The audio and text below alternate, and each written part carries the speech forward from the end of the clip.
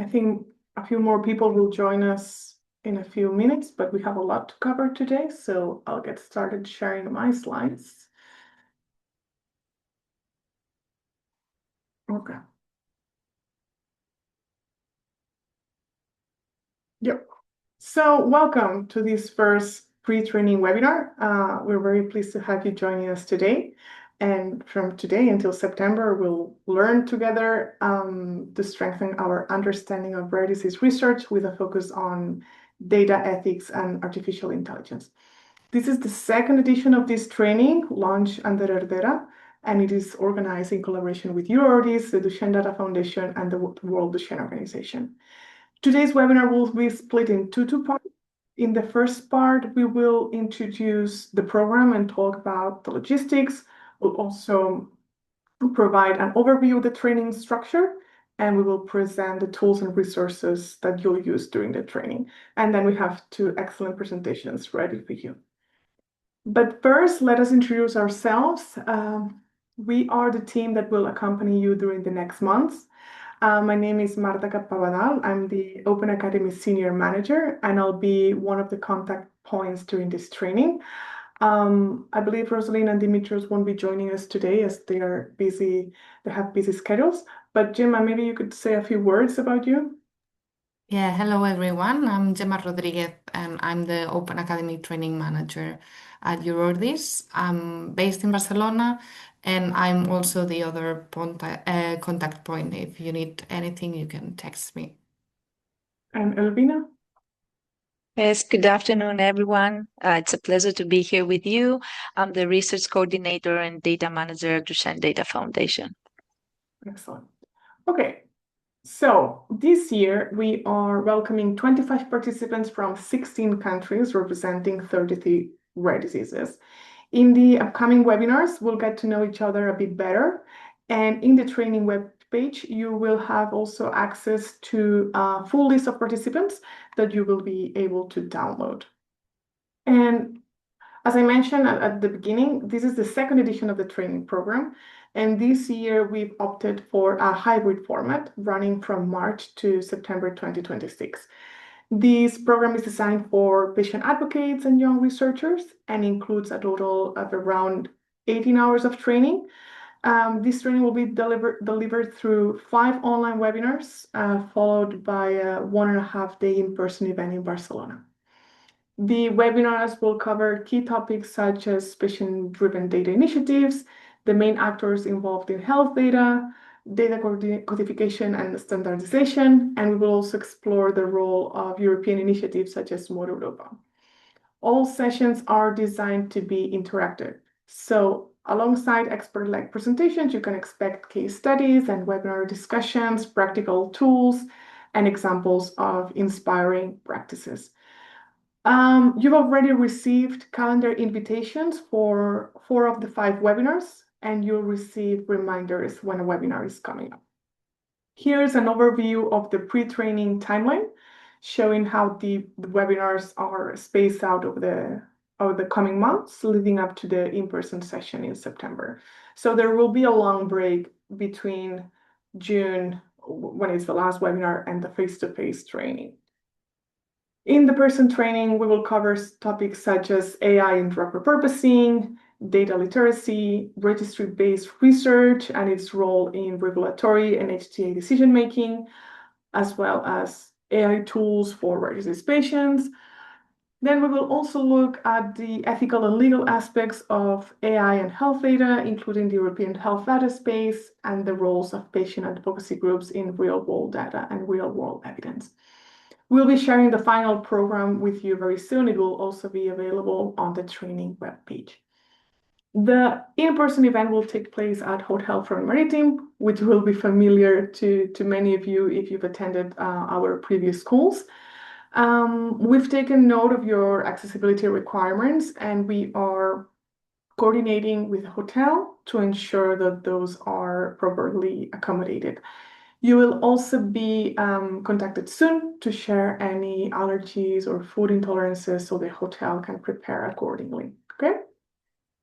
Then, Every year we receive lots of questions about what's included, such as how many nights are covered, and which ones, and what meals are provided, etc.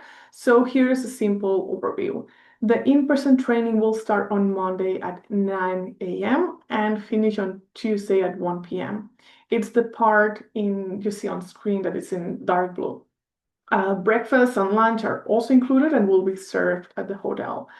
We will cover the nights of Sunday and Monday. This is Sunday 13 and Monday 14. And these 2 nights have already been booked for you, so there is nothing you need to arrange on your side.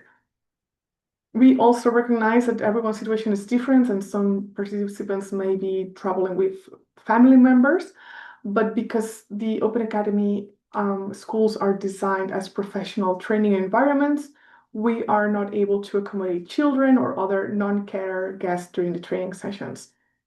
If for any reason you are traveling with a +1 or want to extend your stay at the hotel, you need to contact Sandra. She's the events manager, so she can include the extra person or the additional nights in your booking, and you can pay the difference when you check in. Her email address is on the screen, but we'll also send it via email later. Now let's take a look at the dedicated training website, which will be your main hub throughout the program. There you will find everything you need for the training, the webinar calendar, with the speakers and the Zoom link. There's also the full program schedule, information about the faculty, the attendance tracking sheet, and all learning materials and recordings. We'll be using the same Zoom link for all the webinars, and it will be always available on the platform, also on the calendar invites that we send you. And if you miss a session, then the recordings and materials will be uploaded there afterwards. So we recommend bookmarking the page for easy access. I think we'll paste a link in the chat, and we will also send it via email later. The assessment process is very straightforward. We ask that you attend all 5 webinars or watch the recordings if you cannot join live, and let us know in advance if you are unable to attend the session. The attendance will be tracked through a form that we'll share during each webinar, and we'll paste a link in the chat in a moment. And once you've completed the full program, you'll receive both a digital and a printed certificate. Are there any questions about the part that I've just covered?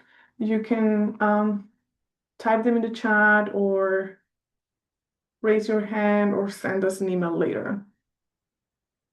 No, I don't see any questions. Okay. I hope everything is clear. We'll repeat some of the things I just said during the other webinars, so don't worry about it. Then that's all from my side. As again, everything I've covered today will be sent via email as a recap later with a recording of these sessions. And we are always, Gemini, we're always here if you have any questions.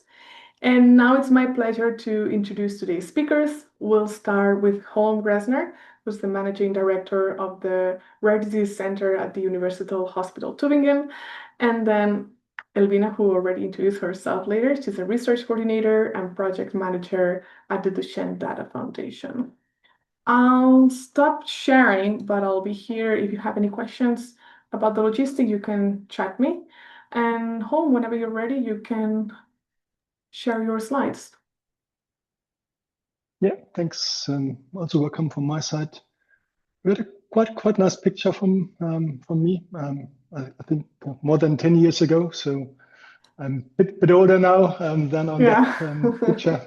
But anyway, yeah, let me just try to find the right presentation.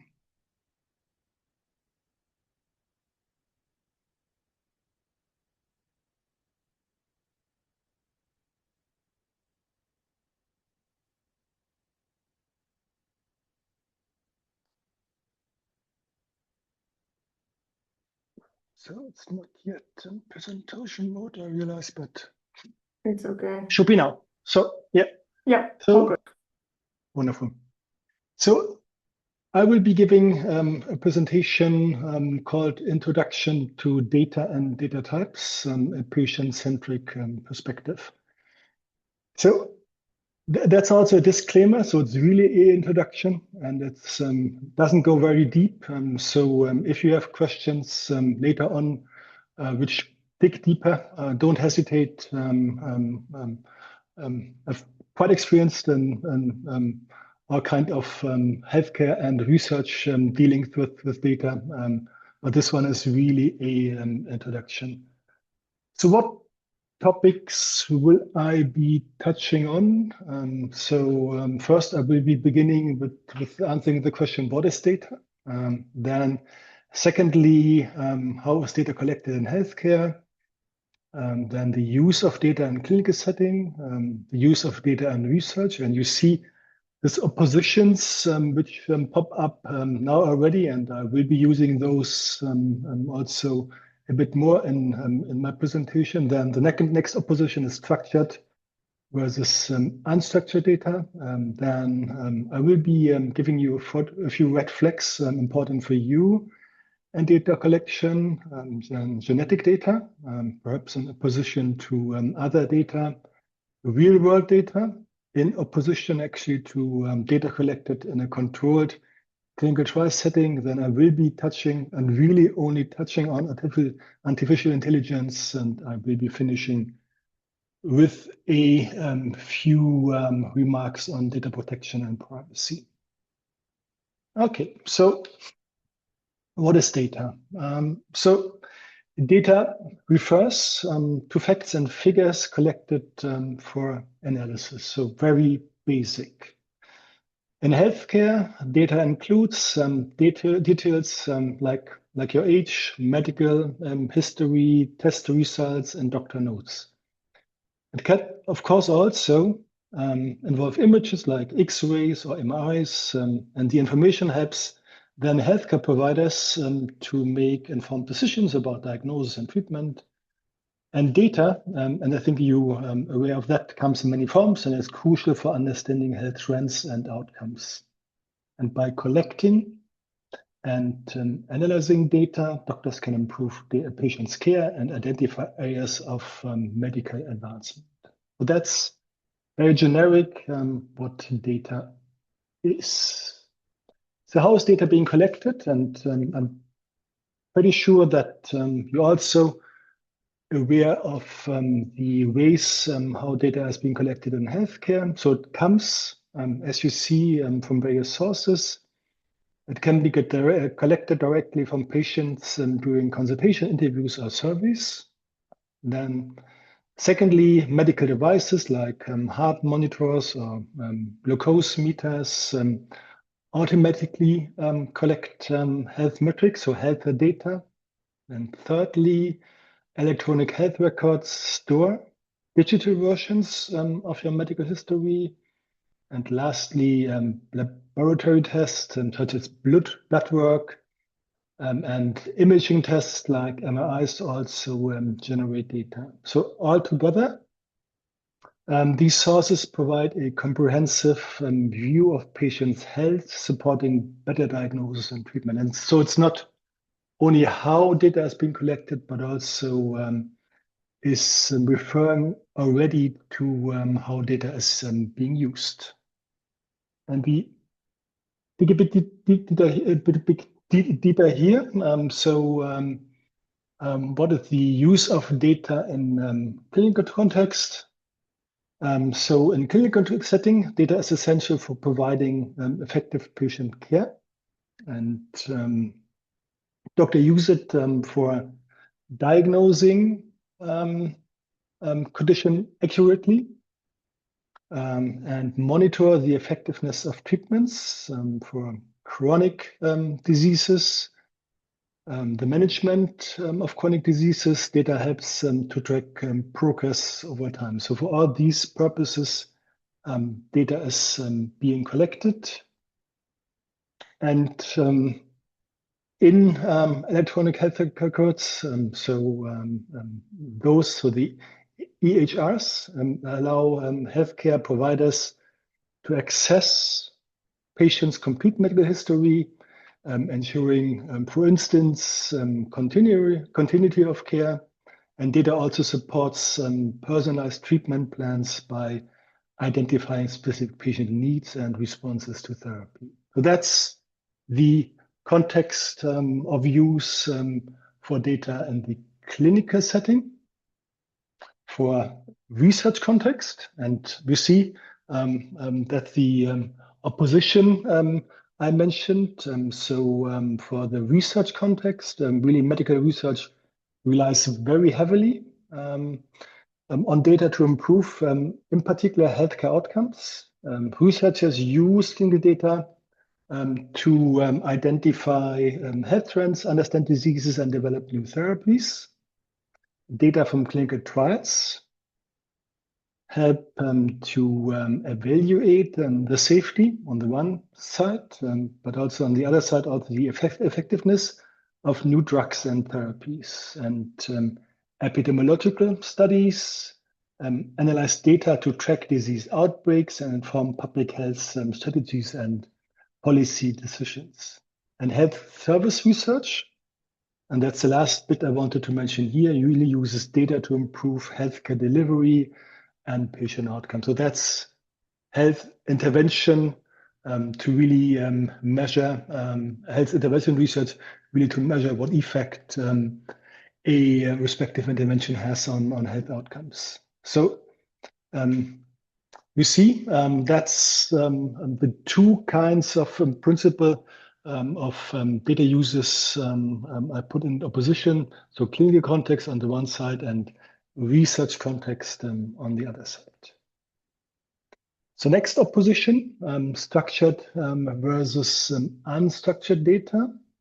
So structured data, and I think that's already in the word, is organized and easy to search, like lab results or vital signs stored in databases. It's often presented in tables with clear categories, and then can also be extracted from these tables for further analysis. Unstructured data, so in opposition, such as doctor notes or medical images, lack a predefined format and then require more advanced tools like, for instance, AI for analysis. And the key differences really lie in how they are stored and analyzed. Structured data is straightforward to process, also for research. And unstructured data provide very often rich and detailed information, but that needs a more advanced handling to extract respective data for further processing. So what are red flags you should be aware of when it comes to data collection? So first, you should be aware of potential issues in data collection. So, well, being able to actually identify those. And that includes the lack of informed consent. So if patients are not fully aware how their data is being used. And that, of course, is I would say a deep red flag, which is really then worrisome. Then second, inadequate data security measures, which can lead to breaches and unauthorized access. So that's more on the data holder side. And thirdly, data misuse, which can occur when information is being used beyond its original purposes without consent. And lastly, bias in data collection. When data collection can result in incomplete or skewed information. And that, of course, then affects the healthcare outcomes and research validity of the data being collected. Okay, so Next point I wanted to touch on is genetic data. So, in particular, answering what genetic data is, but also a bit clarifying how genetic data are being collected and what the nature is. So, genetic data refers to information about a person's DNA, which carries instructions for how the body grows, how the body develops and functions. And the data can be collected through blood tests, through cellular samples, but also through tissue biopsies and then the respective processing of those biomaterials. It includes then, if the data are being processed and being made available, information about the genetic variants and also respective hereditary risk factors, and it can be both. So it can be disease-related variation, and it can be just normal population associated variation, which again, which might not be disease related. So I think it's also clear that genetic data is unique to each individual and can provide insight into hereditary conditions, drug response, and personalized medicine. And essentially, it's very often at the moment also being used for in clinical trials to group patients into different groups so that based on the genetic variation, they can be placed into different groups with regard to drug response, but also with regard to respective outcomes. And I think by having said that, it's also apparent that genetic data really play a critical role in precision healthcare. So, and I mentioned that already, that genetic data is being used to personalize, to adapt what treatment is being given, but also what outcomes are being used to measure intervention outcomes. So because of the particular nature of genetic data, the question on use and protection of genetic data is a particular important one. So genetic data is used to diagnose genetic disorders and guide personalized treatment plans and support medical research on hereditary diseases. However, it raises privacy concerns due to its sensitive nature. So it's really unique to each person, and because of this nature, data protection and very particular data protection measures are really to be observed, and those data protection measures then include de-identification, strict access controls, and informed consent for genetic testing and data sharing.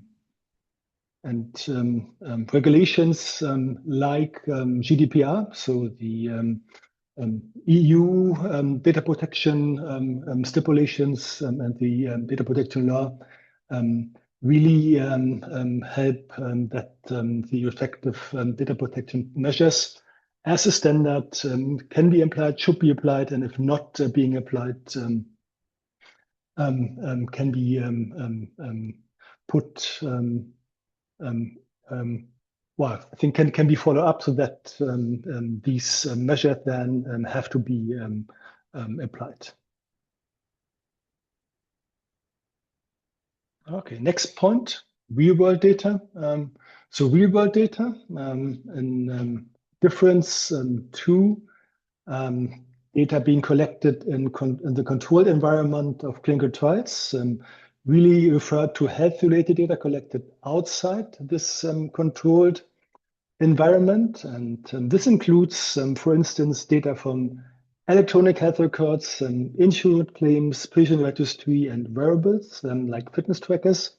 So essentially, real-world data is data from a, if you want, uncontrolled environment.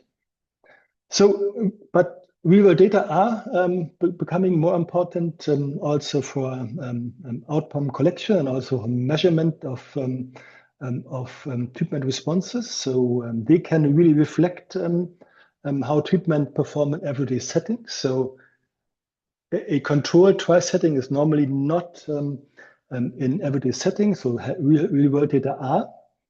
And they can then capture diverse patient experiences and real-life health outcomes. And it really helps to understand long-term effectiveness and safety of therapies. So a trial normally has a beginning and an end, and real data and a position to that can be collected beyond the duration of a clinical trial and then provide the respective information on safety, but also on efficacy.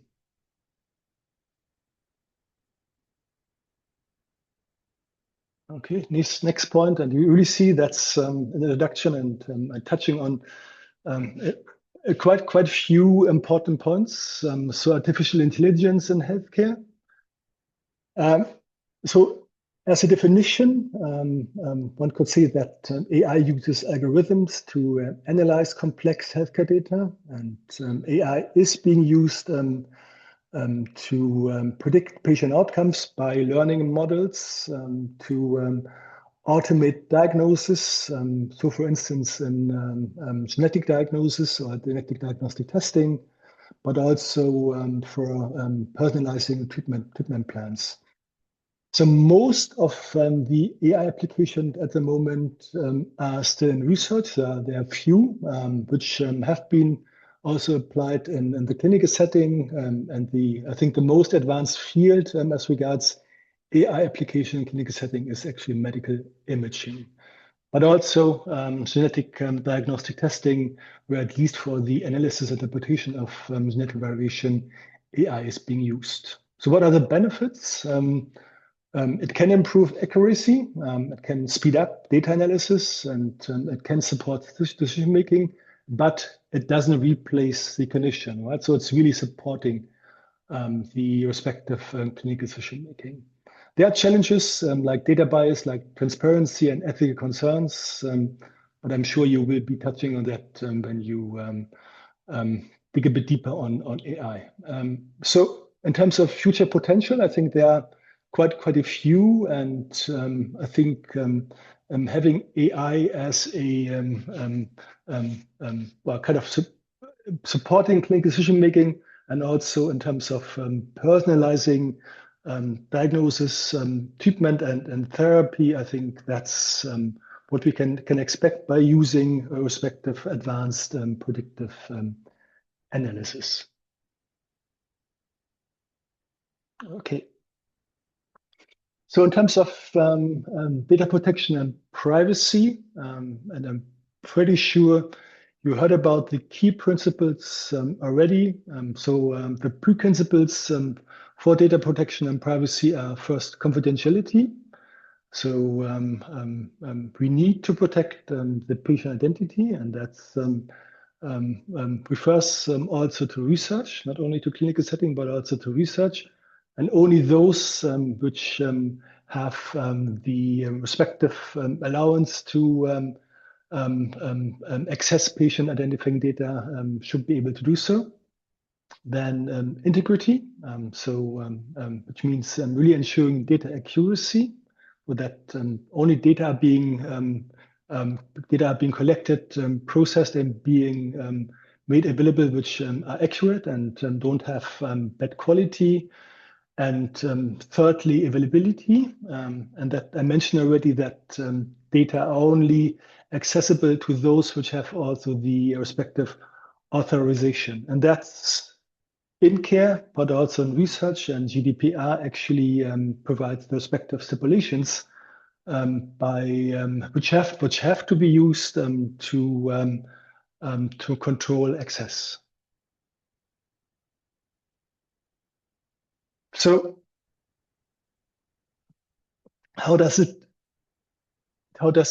data protection affect data use? So I think it's pretty clear that it does.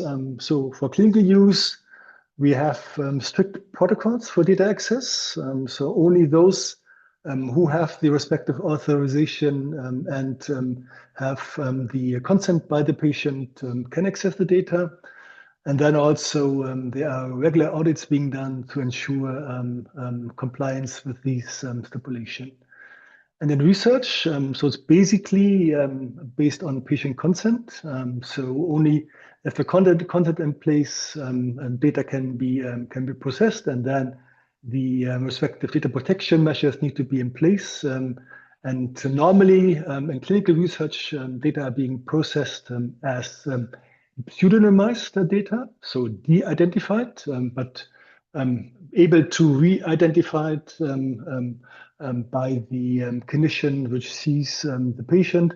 In some cases also anonymized data are being processed. And in order to do any research study, any patient-related research study, we do need a approval by a respective ethics committee.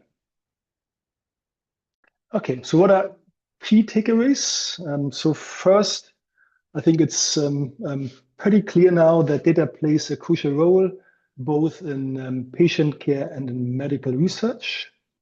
Second, understanding how data is collected, used, and protected helps build patient trust, and patient have rights concerning their data, including privacy and consent. So recognizing that the 3 points, which are my main key topics, and recognizing red flags data collection can really help safeguard your personal health information. So data protection regulations ensure that your information is handled securely and ethically, and that refers again to both to the clinically, so the handling of data in the clinical context and in the research context.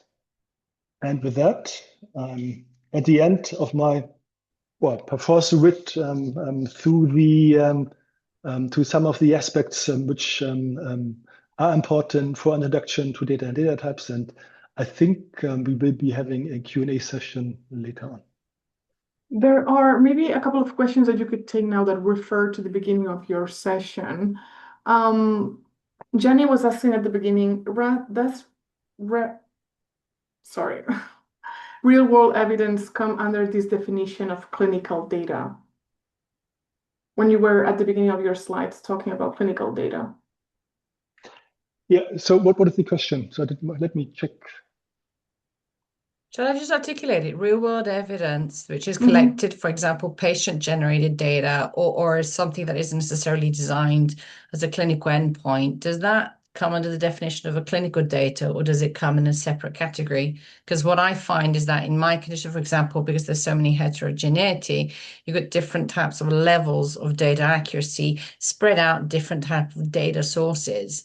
And I think what becomes very important is that you do have patients involved at the beginning of designing the process so that everybody's actually picking up what's actually meaningful to that end user, and that's very hit or miss. So I just wondered, because there's a lot of hype about real world evidence in like different kind of conferences, to what extent, because I just get the impression that people sometimes poo-poo it. They think, okay, this is not randomized controlled trial, it's not in the category of evidence, the top thing. People like want to see proper clinical trial data as opposed to sort of something that a patient organization has produced, and what everybody's views on that was. But I can save that for another time. Yeah. I mean, I think you provided quite a good explanation already. So I think the main difference really is highly controlled data being collected in a clinical trial and in a control environment versus the rest, if you want, and that's real world data. However, when regulators refer to real world data, they normally refer to real world data being collected in the clinical setting. And that's maybe the point you're making.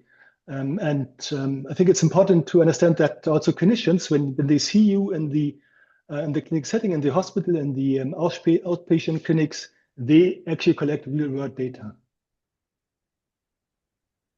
And that's the addition, if you collect data through a digital outcome device, which is part of your mobile, that's also real-world data. I think the difference is not between when it comes to real-world data between data being collected in the clinical setting and data being collected elsewhere. But the difference is really controlled environment versus not controlled environment. Anupama, would you like to add something? Yes, to the very important question that Jenny asked, I think it's important to consider for which purpose and what expected outcome we are collecting the data for. Because yes, if we think from the research and evidence level of evidence point of view, like randomized control trial, they are the standard of being the strongest evidence or most accurate evidence. And then as we go down, the way research data is collected and analyzed and presented, then the strength of that evidence may be coming down.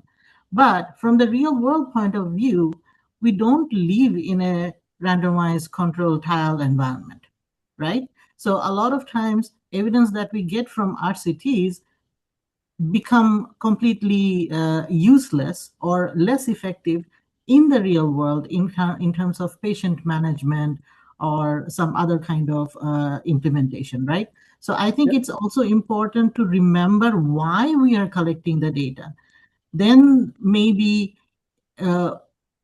we would be able to categorize what kind of data that we are collecting and how. Is it clinical, structured, unstructured, non-traditional?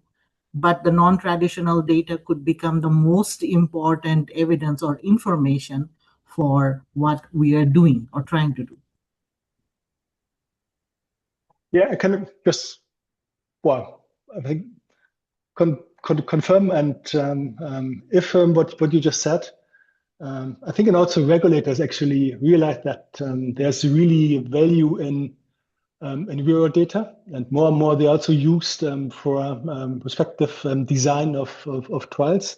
So in particular for rare diseases where sometimes it's difficult to have a control arm of a trial. So really to have a randomized control trial design being applied, which is maybe easy for more common diseases, but very often very difficult for rare diseases. There, the real world data also come in for trial design. So, and when it comes to HDA, I think again, real world data getting more and more value, and that's being recognized because in that sense also then the benefits for patients are really key, and the benefits might be easier to identify and to extract in real data than actually in controlled trial data.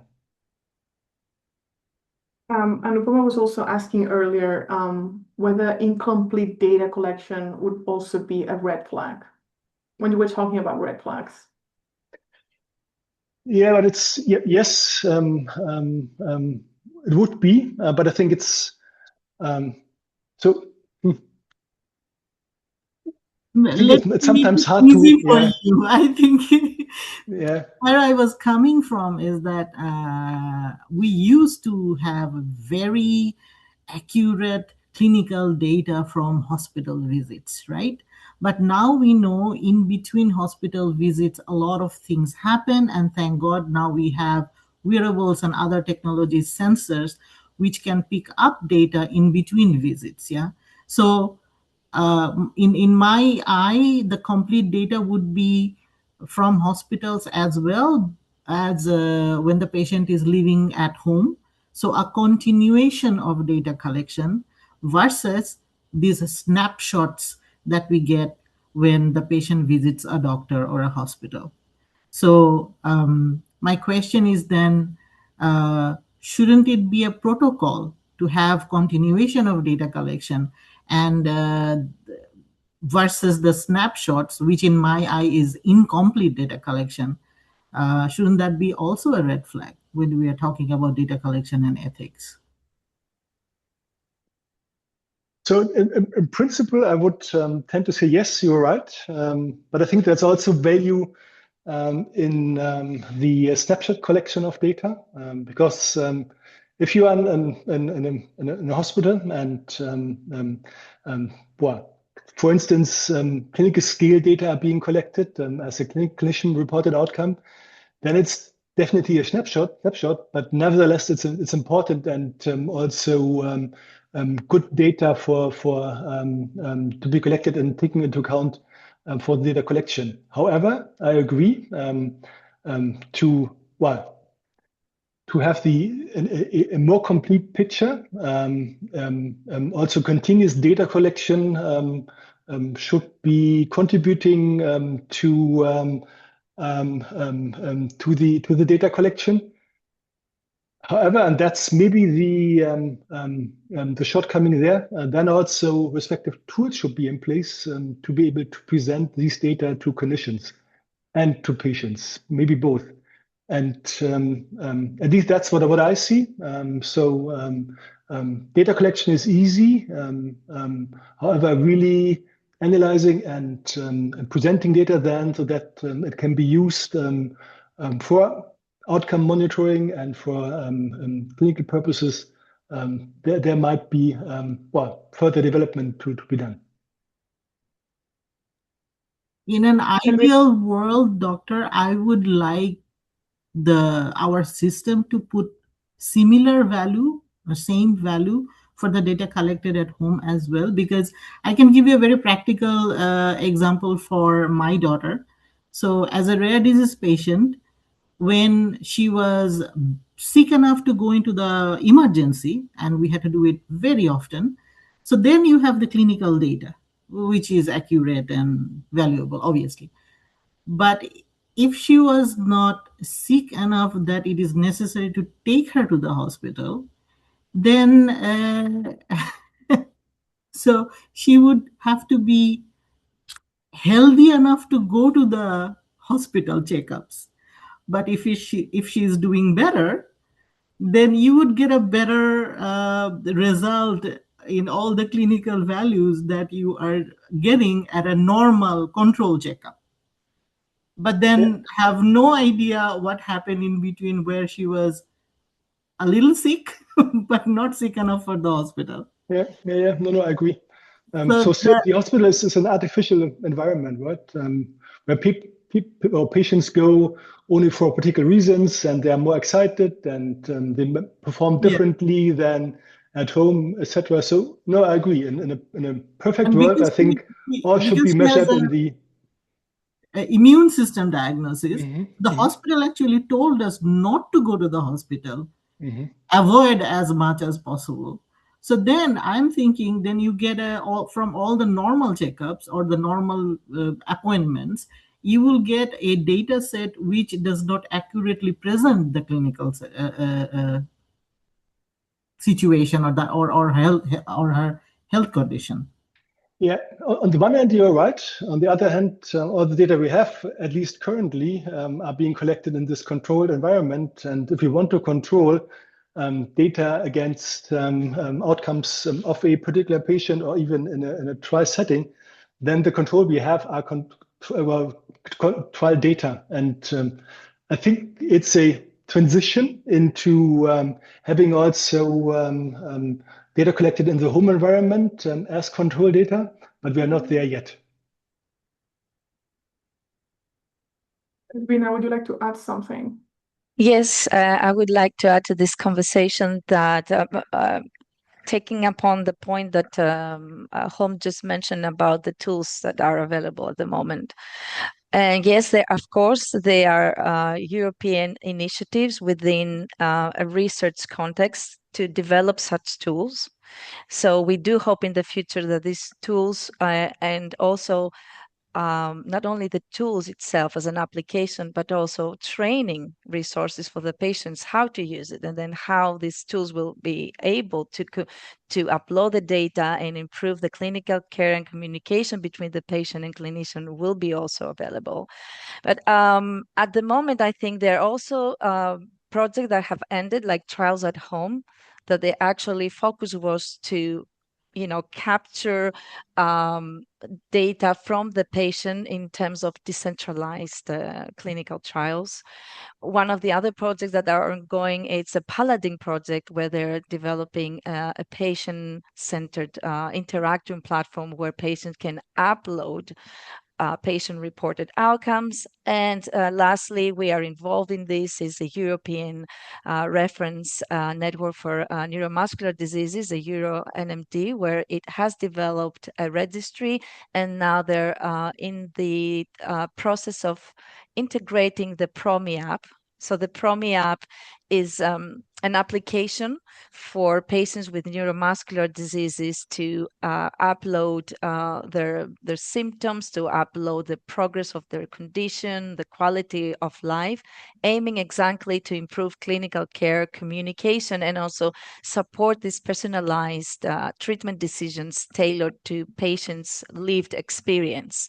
So there are initiatives that are ongoing, and we do hope that in the near future there'll be these tools available for people living with rare diseases to use it.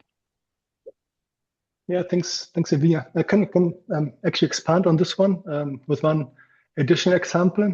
So we just in the process of qualifying a clinician-reported outcome measure, which is the scale for assessment and rating of ataxia. And for that, we are in discussion with the European Medicine Agency, with the regulators.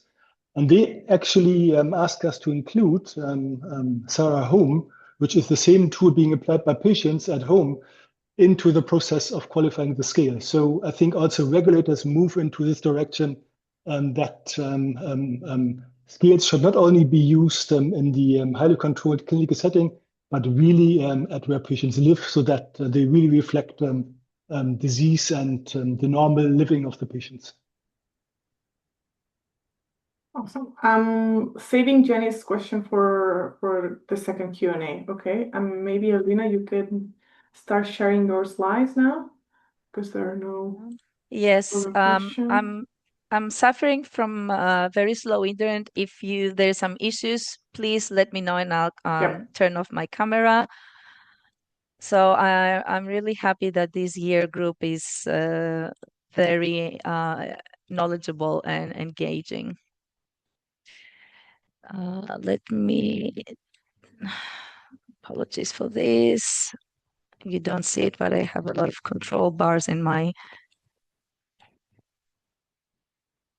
Okay, so where is this one?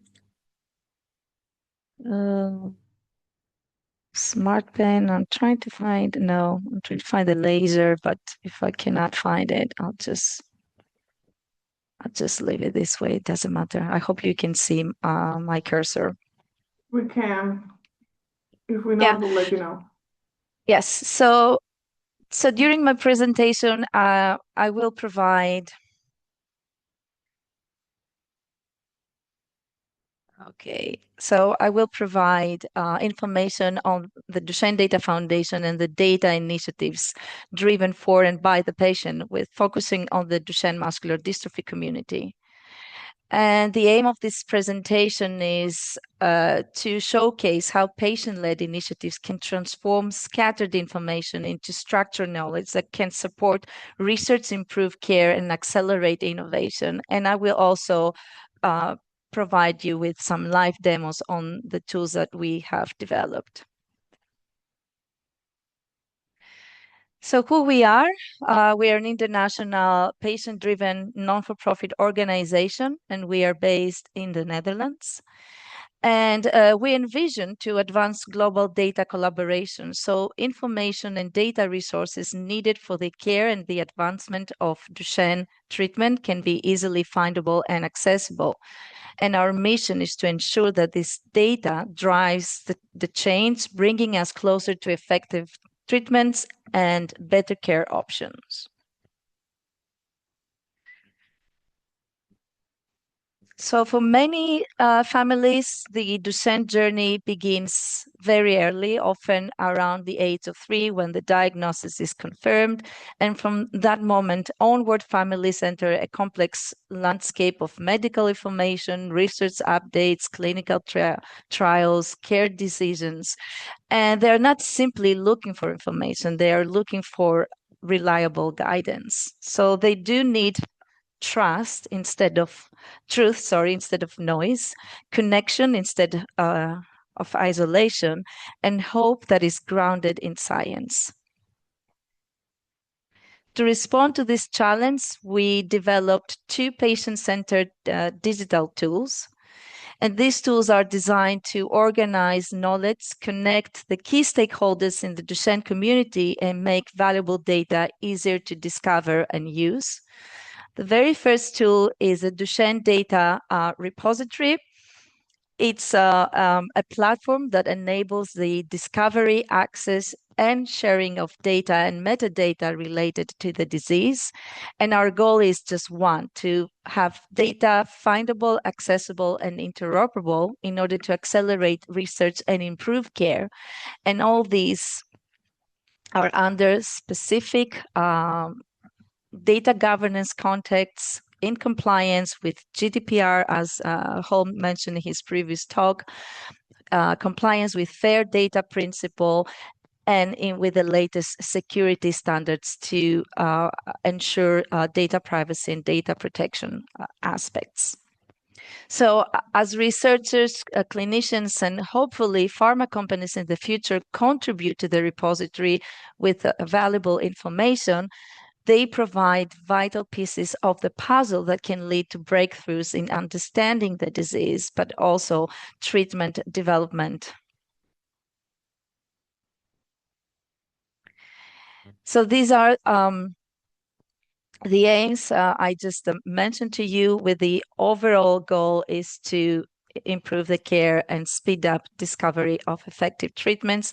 Again, always in principle with the fair data principles when it comes to findability, accessibility, and interoperability of the data. This is just a schema. I'm not going to go into deep explanation of this, just to show you how a data infrastructure looks like in visual aids. So we have different data sources as input, and this could be, as we just discussed previously, real-world data, data coming from EU projects, data generated in clinics, and this data following specific data management workflows are entering the data repository. And again, there are different output platforms that this data can be published. Data can be only private, and there are specific data access policies that someone can ask request and use the data. Other data can be publicly available either through our Duchenne data repository or any other open science public databases in the internet. But also there are the so-called fair data points where metadata, which is a description of data sets, can be publicly available. So all this open science practice also is transforming the way that data is handled from printed data resources to digital ones, to machine readable ways of data. So again, to enhance the interoperability, the connectivity of these data sets, so to be used more efficiently in order to advance research and therapeutic developments. So the repository connects with several associated European and international projects and initiatives within the Duchenne community. And we vision that by bringing these efforts together, we create a more coherent data landscape and reduce fragmentation across research, but also patient-led initiatives. We have implemented tools that we monitor the usability of Duchenne data repository, and this is just a snapshot of the engagement and how many users we have between the time period from September until yesterday. So you can see we have a lot of active users that they scroll through the repository, and every year we have a significant amount of data access requests for specific data sets to be reused for other research and clinical research projects. So now I will go to the live demo.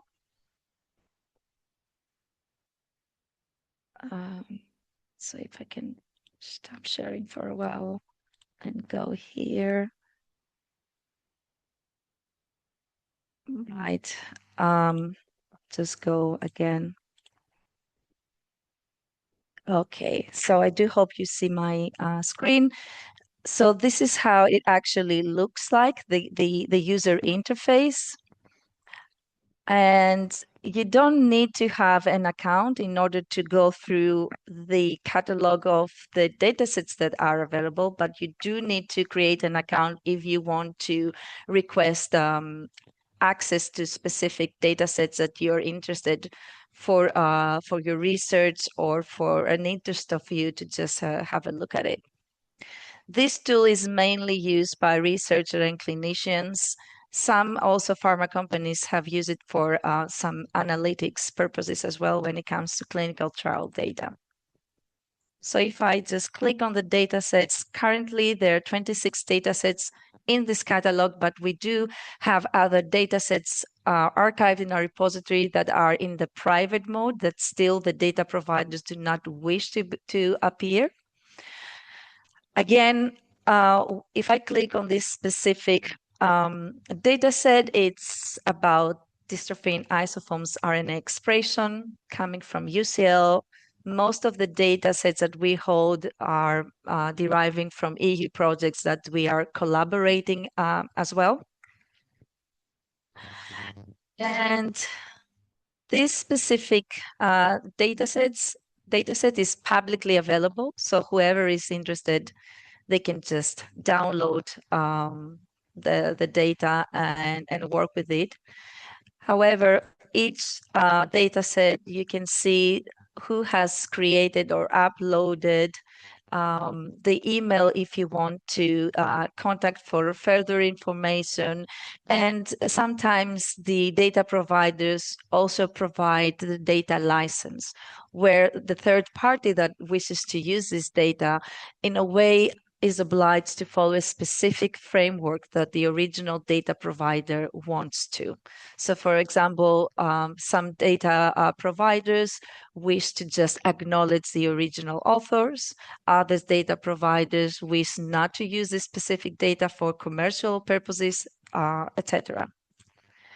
Again, other data sets in our repository, they don't hold the actual data, but they are describing databases that are located somewhere else. For example, this is a database on MD biomarkers, and it's developed and it is located in Carleton University Health Sciences in Canada.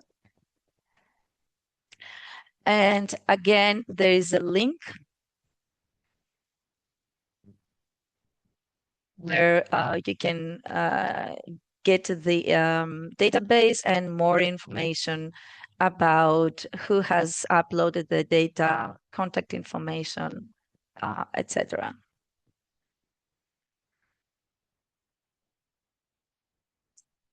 I'll stop sharing.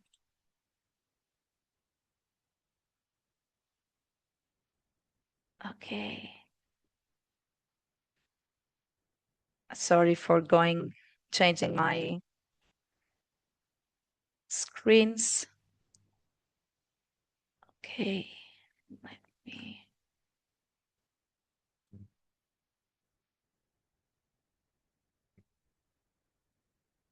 Okay. So we're now moving on to Duchenne map, which is the second tool, which kind of complements the data repository. While the repository focuses on the data infrastructure where data is collected, is managed, curated, or connected with other databases at a global level. When it comes to Duchenne data, the Duchenne map focuses on community, connectivity, and accessible information. So it's a rather a platform that provides visualization of critical and up-to-date information about clinical trial sites, patient organization, and specialized care centers. And this tool is used mainly by people living with the condition and their families, but also other key stakeholders in the community. And the Duchenne map helps the users engage with the local and global Duchenne community, develops a deeper understanding of the field. It contributes validated information from the different stakeholders that are engaged in the platform, and they're providing information such as the patient organizations and the specialized care centers, and identify opportunities for collaboration. And all the information on the platform, as I just mentioned, is verified and regularly updated, so ensuring credibility. At the moment, the information that the map visualizes at a geographical level, and again, it covers all the globe. It's mainly related to patient organization and their services, clinical trial sites, specialized care centers, and we do hope in the next year to come to add more information about healthcare professionals, research institutes, and researchers. Again, as we do with the Duchenne data repository, we have implemented analytic tools to see the engagement of the users. So we do see that we have from September 1st till March 16 over 1,000 active users. So for the demo, let me try if this link works and I don't have to switch my screens. Okay, great. So I hope you see my screen. As I mentioned to you, the information is geographically visualized. So you can see the very first information, the clinical trial sites. This information is extracted every week by clinicaltrials.gov. And on this on the screen, we have the only recruiting trials. However, if I just deactivate this, you see that the number of clinical trials sites increase because that will include information of terminated, completed trials, previous trials, etc. So I'm just gonna limit it only to the recruiting trials, and you can see on your right-hand side, there are specific filters that you can apply in order to minimize the clinical trials that you're looking close to your area based on your needs. So if I enable a non-ambulant filter, so if only non-ambulant patients are participating in the trials and also put using corticosteroids, you see the number of the number of clinical trial sites change, and we can also enable the AIDS participation range. And again, by moving around the AIDS, you see the clinical trial sites number reduces. So if I go just randomly in Poland and in, close to Warsaw, I see 2 clinical trial sites. So if I click, I get all the information I need regarding the title of the study, the trial status, but also the location status, the minimum age and the maximum age. Where is this facility? What is the name? And all this information, again, is extracted from clinicaltrials.gov. So for other care centers, you may have more information, also the contact person name, the phone number, etc. And here you can click on the link to get you to the original clinicaltrials.gov page where you can search more information. For this reason, we have also enabled a multi-language tool where, again, you can, based on your native language spoken, everything is translated on the tool. And it's not only on the actual web page, but for example, if you click, hold on, let me see.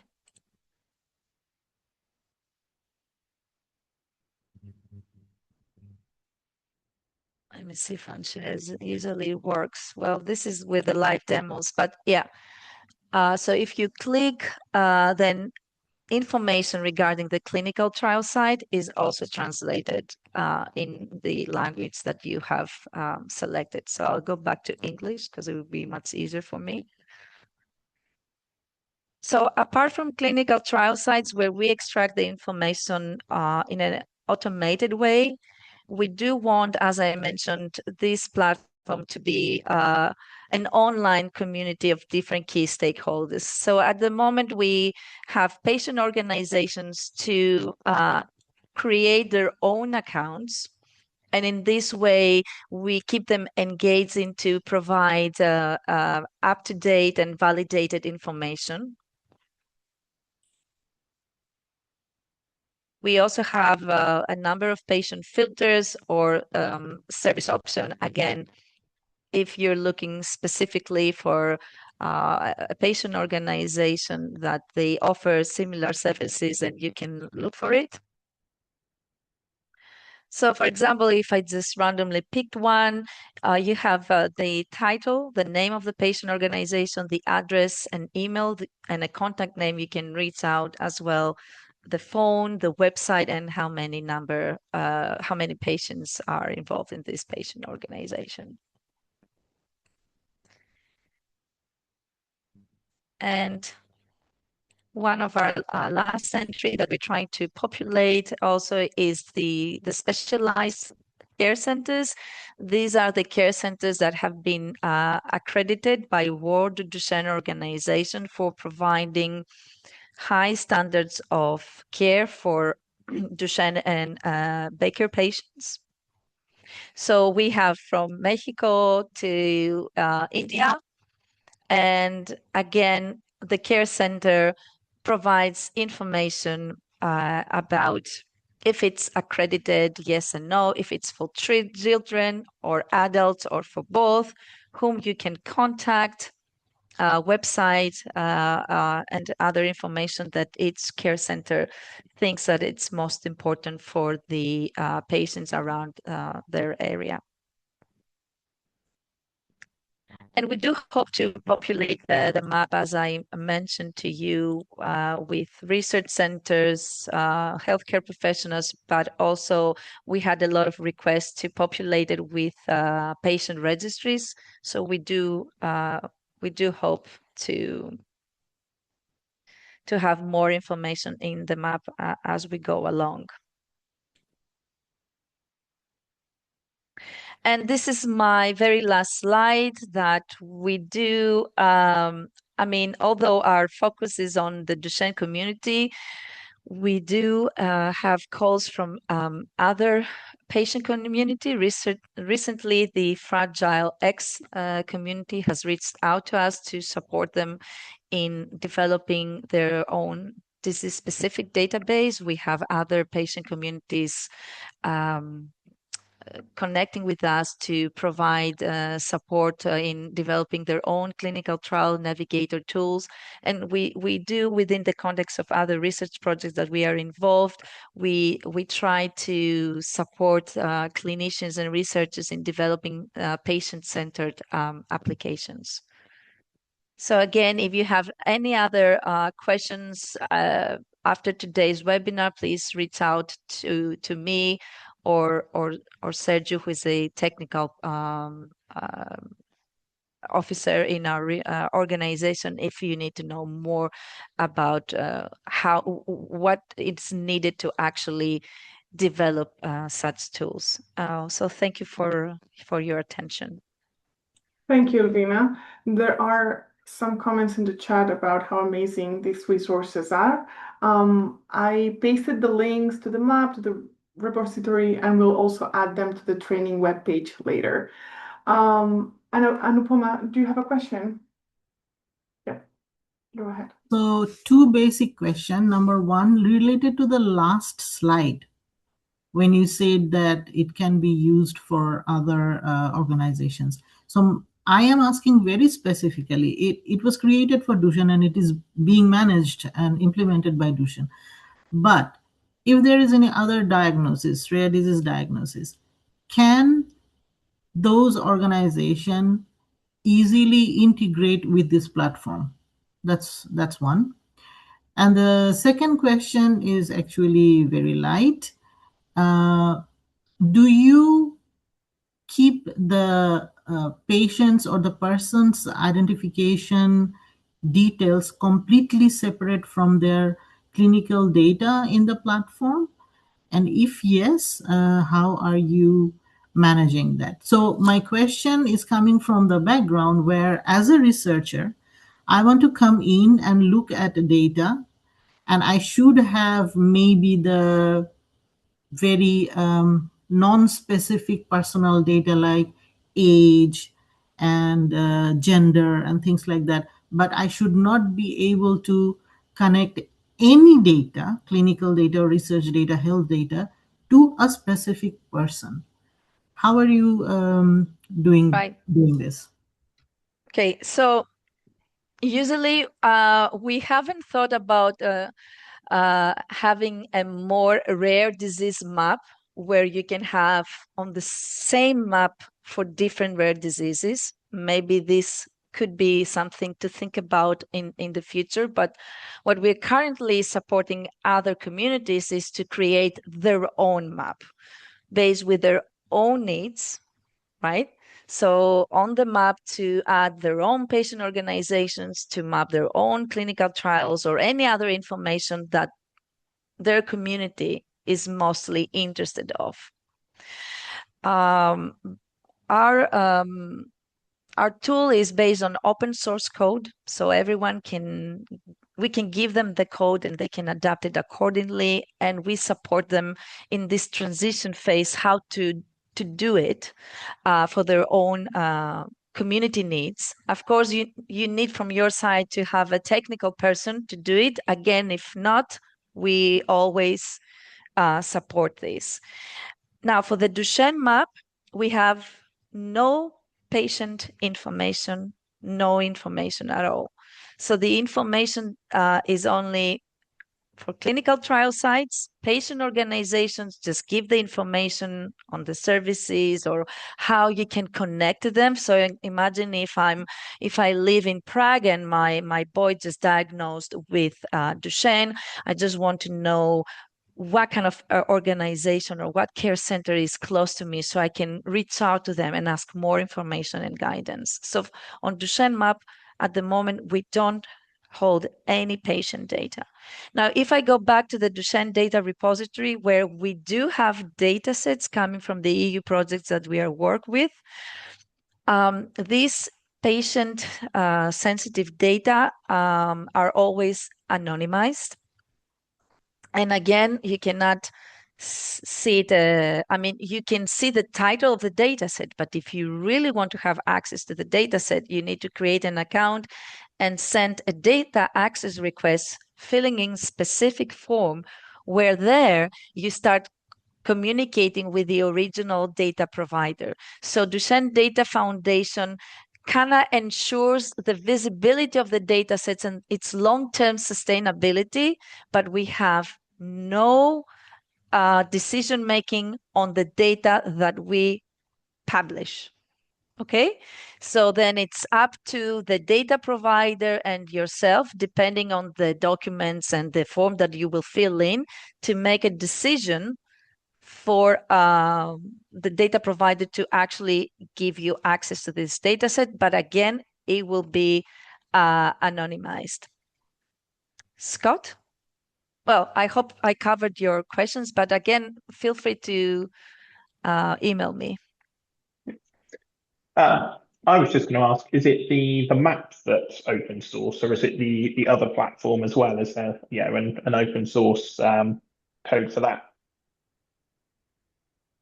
Sorry, you were breaking. Can you repeat again? Yeah. You said about the map being open source. Is the other platform with where you say you have the data access request and store all of the data sets, is that also open source? Yeah, so the Duchenne data, I'm not a technical person, I'm a molecular biologist, but I'm prepared for this type of question. But again, if you need more information, you can reach out to Sergio. The Duchenne data repository is based on the SICAN, and SICAN is a quite broad community, and it has a lot of adds-on that you can always use and, adapted the infrastructure based on your community needs. Yes. Yeah, thank you. Yeah, I'd just be interested to see how it works because I'm a tech person. So Yeah. So Duchenne Data Repository is based on SICAN. Google Map, not Google Map, sorry. Duchenne Map is based on Google Firebase and another software which I cannot recall at the moment, but they're all open source code. Yeah. Thank you. Yes, Anupama. So first of all, I didn't say it last time, your data compilation and data visualization is beautiful. And I have seen really bad ones. So congratulations for creating something so great. So this time the question is, are you thinking of integrating AI? Do you see it useful to your platforms? That's one. And you said it is very kind of the organization to offer help and using open source code. But even then, if a small organization who have rare disease patients, maybe of 25 people globally, and they want to create something for themselves, what kind of budget they should be thinking about? Yeah. Okay. This is always a common question I get. So coming back to the AI part of the question, we are using some scripts that are AI related when it comes to the filters I showed you. So we use AI for the filters to search through eligibility criteria, summary, description already in the clinicaltrials.gov. And then on your choice of the filters, then these scripts extract all the information and it brings the final results on the map. We are also developing a chatbot where in order to facilitate the patient's navigation across the Duchenne map, just asking specific questions and providing you answers. We do have something, I mean, the AI as a term is quite broad. So we do have some usage and sense of AI in our tools, but definitely we don't see as a ChatGPT one that you ask questions and you get back the answers and then you go to your clinician and say, yeah. So we do use it to make the user experience and interface as easier and as effective, but up to this point. And the cost again relates to, I mean, based on your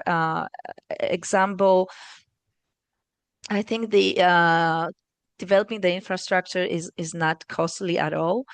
You may have a minimum monthly cost for maintaining this database, because you can imagine that you need to have security backups. If something goes down, you need someone to put up the database again, for this kind of admin fees mainly than any other cost. So I think it's a manageable cost for everyone, and if you get quite a few of data sets in communication with researchers, clinicians, then could be of interest to any pharma companies that you can provide you sustainability for your database. But if you want to start small, I think the cost is not something that it's permissive. It's not something impossible. Scott? Yes, Scott. That just made me think, the anonymization of the data that you're sharing, is that a manual process, or are you using scripting, AI, or anything to anonymize the data? So you're talking about the data in the repository? Yeah. Or in the map? In the repository, yeah, when you've got people logging in to access the data, how is the data that they see anonymized from your source of information? Okay, so if I understood correctly, what's the question about? All the information needs to be manually uploaded by the data provider, okay? Yeah. In this way, we make sure that whoever is uploading the data is exactly the person that is saying it is. So we want to address any chatbot, issues, etc. So we in the account, in the registration profile, you need to add information about organizations, emails, etc. that we firstly validate. So, and then we make sure that this data provider creates an account. And when they create the account, this repository can also, and I didn't mention it during my talk, apologies for this, it can also works for a secure workspace for you. So you can upload raw data, different versions of your data that you wish to share with your organization in a secure way, and not sending it by emails, because we've seen that in previous projects, clinicians sharing patient data by emails. But this is based on the access framework that we have.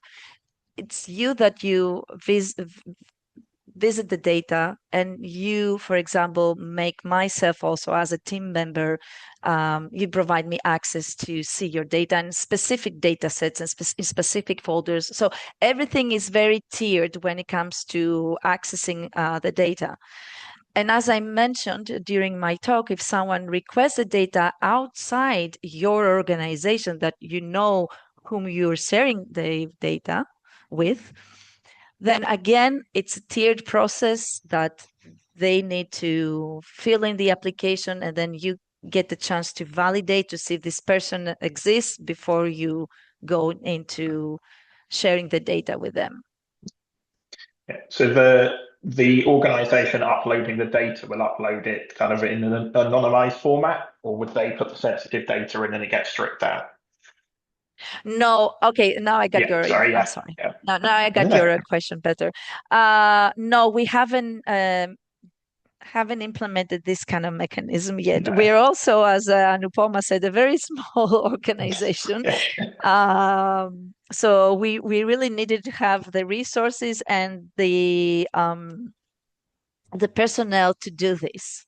Yeah. But we do have the expertise, or we do have, through our extensive network, we do have collaborators that they can do it if someone wishes to do it. But at the moment, we haven't implemented this. No, just curious. Sorry Thank for you. my long answer. No, sorry. Are there any further questions before we wrap up? No? Okay. I think we can finish here. It's almost time. Anyway, so thank you all for joining us today. It's been a great kickoff webinar for this training. We're very excited to join you for these next months. We'll send a recap via email with all the links, the recording, presentation, everything will be in your email. But in the meantime, if you have questions, you can, Jim and I, you can send us an email. And we'll see you all on the next webinar in April 7th. Okay? Thank you everyone for joining us, and yeah, have a great rest of the day. Bye everyone. Bye-bye. Thank Bye. you. Thank you. It was Thank you wonderful. for joining us. Wonderful Thank you, webinar. Anupama. Bye bye. So much. Bye bye.